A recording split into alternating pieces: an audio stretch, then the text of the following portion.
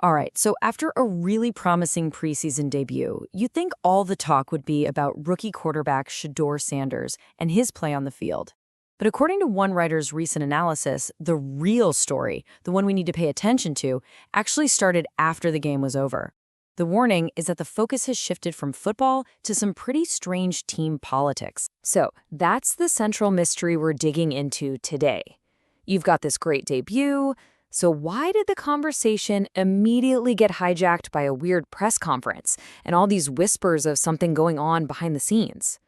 Well, according to this author, the first clue is right there at the post-game podium. So the first red flag, as this analysis lays it all out, was head coach Kevin Stefanski's press conference. The argument is that what he said, or maybe more importantly, what he didn't say, is what really set this whole thing in motion. The writer actually gives us a name, calling it verbal misdirection mode. And look, this isn't just your standard, boring coach speak. It's described as something more deliberate, an active effort to avoid giving any real, meaningful feedback on Sanders' play. And for a rookie's first game out, that was seen as, well, pretty unusual. And this quote just hits the nail on the head. Instead of talking specifics, good or bad, the coach apparently stuck to these super safe, non-committal lines, stuff you could say about literally anyone. The takeaway here is that it felt like he was intentionally trying not to build any positive buzz around his own rookie quarterback. Okay, so if the press conference was the what, this next part of the analysis is all about the why. It suggests this isn't just about one awkward media session. No, this goes deeper into the team's organizational politics. And at the very core of this whole argument is a classic conflict. On one side, you have Shedeur Sanders, the rookie who just came out and looked good. But on the other side, you've got Dillon Gabriel, who this analysis frames as the investment, the guy the front office has already committed to. And this right here is the absolute key to understanding the whole theory. Gabriel isn't just another guy on the roster. He's a project they need to validate. This suggests that the front office has basically staked its reputation on his success, which creates this powerful, built-in bias to make sure he's the one who wins the job, no matter what. So this is how the analysis breaks down the alleged political machine inside the Browns organization. It's presented as this top-down deal. You've got the GM and coach, whose main motivation is supposedly to prop up Gabriel to validate their project. Then, the owner is said to have given the whole plan their blessing, basically meddling in football decisions. And where does that leave Shedeur Sanders? Well, in this view, he's not a fair competitor.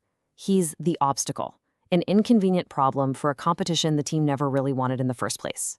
All right, next up, the author turns a critical eye towards the media, arguing that it's basically acting as an echo chamber for what the team wants people to think. The idea is that what we're hearing from some reporters isn't just their opinion, it's a signal of a decision that's already been made. The analysis zooms in on one well-known beat reporter, Mary Kay Cabot, and points out that her whole framing of Sanders' chances was pretty pessimistic from the get-go. Now, the argument isn't about her reporting skills, but that her tone might be a direct reflection of the organization's private thinking. And when that happens, it creates this public narrative that Sanders is, just an afterthought. The claim is that the media is being used to telegraph the team's decision long before it's official. So what's the big deal, right?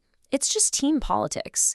But the core warning here is that these kinds of games have real, serious consequences for a young player's development and maybe even his entire career. And here's exactly what's at stake, according to the author. Any quarterback, needs those first-team reps to get up to game speed and build chemistry with the starters. If you limit those reps, you're not just stunting his growth, you're basically creating a self-fulfilling prophecy. Down the line, if he gets a shot and looks less ready, it won't be because he lacks talent, it'll be because he was denied the opportunity to get ready in the first place. It's a tough spot. Now, the analysis doesn't just point out the problem, it also offers up a solution for what a truly fair shot would look like. And it's pretty straightforward, right? Give him more practice reps at the first team. Come out and publicly say, yes, this is a real open competition. Use your media sessions to talk up his strengths, not dodge questions. And at the end of the day, just evaluate the players based on what they do on the field, on the game tape, not based on politics or who you've invested in. So after laying out all this evidence, from that first press conference to the internal power plays and the media signals, the writer comes to a final and pretty damning verdict. The Browns cannot be trusted with Shedeur Sanders' future. I mean, wow. That's the bottom line of the whole piece.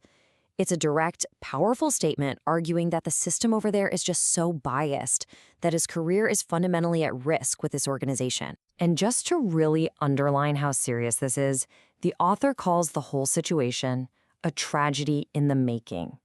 It's not just bad management, it's the potential derailment of a promising career before it even gets started. And that leaves us with the big question at the heart of this whole thing.